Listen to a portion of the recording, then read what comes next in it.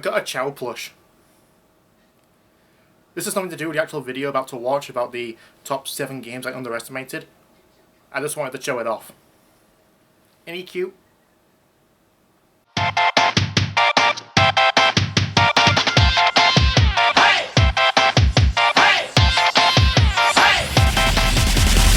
Resident Evil 4. To be honest, I didn't really underestimate this as much as the rest of the games on this list. It's just that I've never played a Resident Evil game before this one. I saw my stepfather at the time play the second game, and even without touching the controller, it still scared me. It wasn't until my younger brother got Resident Evil 4 on the GameCube and I started playing, and found it very accessible and fun, with its puzzle solving and over-the-shoulder shooting. I did go back and try the earlier games, but found the tank controls to be infuriating. The Wii edition is the best in my opinion, with its pointer aiming and motion controlled knife, not to mention the added side games from the PS2 version. Such a shame that the 5th and 6th installments were boring and lifeless, much like the zombies. Final Fantasy X. I'm not big on the JRPG genre. I mentioned this a few years ago with it being one of the games that I liked and everyone else hates, only to find out it's more loved than I thought, especially after what 13 did. This is one of those games my brother rented from Blockbuster. You do know what a Blockbuster is, right? Well, for those who don't know, it's like a Redbox but an actual store. And years ago, my mum was a manager. And with that came the benefit of free weekly rentals. When we got a PS2 for Christmas, he rented it because he played the previous games, 7, 8 and 9. They looked boring to me and I tried playing them but to no avail, I just couldn't get into them. But then I tried 10 and the rest is history. The story was great, though confusing at times, and the battle system was very accessible for JRPG dupes like me. I could plan out my attacks rather than just making snap decisions, and the game world looked gorgeous, especially in the HD remaster. I guess the saying goes, don't judge a book by its cover, even though the cover is just the logo. Saints Row 2. I'll be honest, I don't like the Grand Theft Auto series that much. That doesn't mean I haven't played them. I did play Vice City and Spawn a Tank for kicks, but that wore off fast. Since then I've mostly ignored the crime sandbox genre with prejudiced mindset that they're basically just the same. Then I watched my sister, yes, my sister, play Saints Row 2, spraying sewage on houses.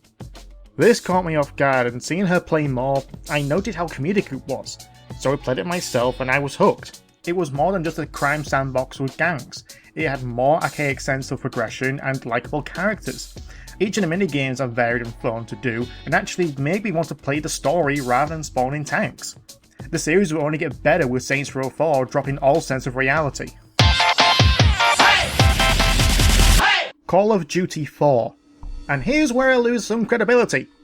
To be fair, this was the last good COD game before it became a yearly spectacle. Like nearly every first-person shooter, I mostly ignored this game, but curiosity got the better of me, as nearly every reliable gaming outlet out there was praising it. So I played it, and I liked it. Though the story can be easily summed up in 3 words, terrorists are bad, it was the gameplay and the design that kept me going. Yeah, you shoot the nasty men and the nasty men fall down, but the game was very arcade-like in its shooting nature.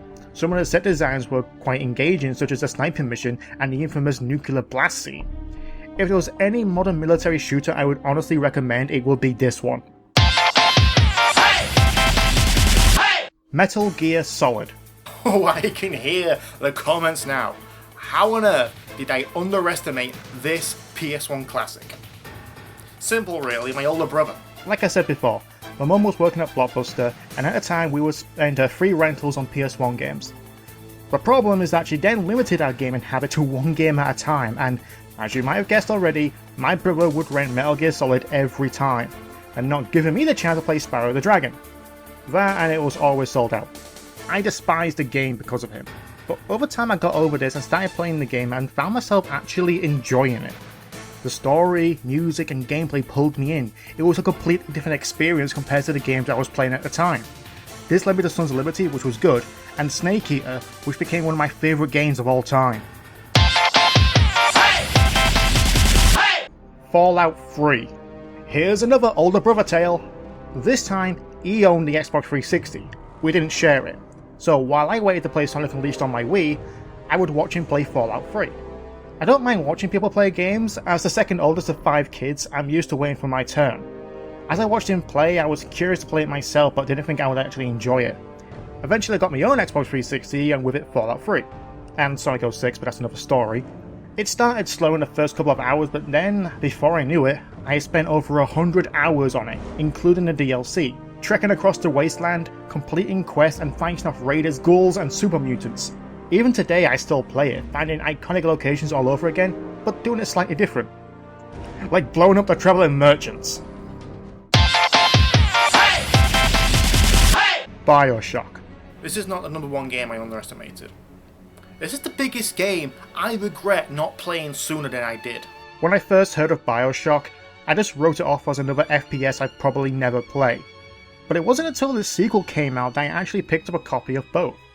After playing Bioshock, it can only be described as one of the greatest single-player experiences I've ever had in gaming. The story was tightly written with a great amount of depth and backstory to the history of Rapture.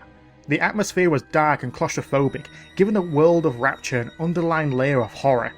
The dual combat of guns and plasmids gave the gameplay more depth and variety than any other game of its genre, only matched by games of its own series. And that's not including looting bodies for health and Eve to stay alive, or combating the big daddies to save or harvest little sisters.